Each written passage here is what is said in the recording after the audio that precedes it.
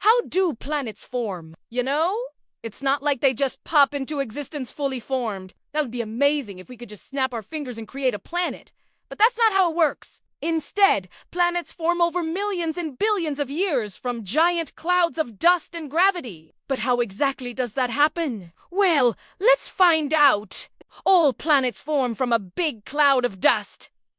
And where do these clouds come from? Well, stars. Stars have a limited amount of time that they can shine. For some, that's only a few million years, while others, including our sun, get to shine for trillions of years. But eventually, all stars run out of hydrogen fuel, and when they do, they die. Some explode as a supernova, throwing their outer layers into space. Other less massive stars, like our sun, just gently release their outer layers, which drift into space and form these giant clouds of dust. Now, this dust is made mostly of hydrogen and helium, the same stuff that stars are made of, but in a gas form. This is also where gravity comes in. See, this gas isn't just floating around randomly.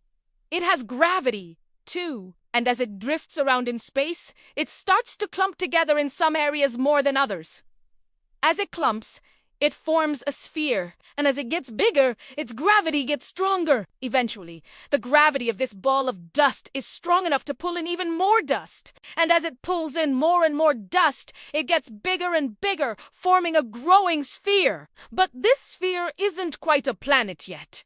It's more like a baby planet. We call this a protoplanet. And a protoplanet is just a big ball of rock and dust that hasn't quite formed a solid surface yet. But as the protoplanet continues to grow and get bigger, the gravity at its core becomes strong enough to start squeezing the inner rock and dust. Over billions of years, the pressure and heat deep inside the planet will become so intense that it starts to melt the rock. And as the rock melts, it forms a liquid metal core. Now, depending on the mass of the planet, this core might be mostly iron, or a mixture of iron and nickel. Either way, as the planet continues to grow, more and more material is added to the core. Eventually, the core grows so large that it can no longer be compressed and squeezed. At this point, the planet reaches its maximum size, and we consider it a fully formed planet. So, there you go.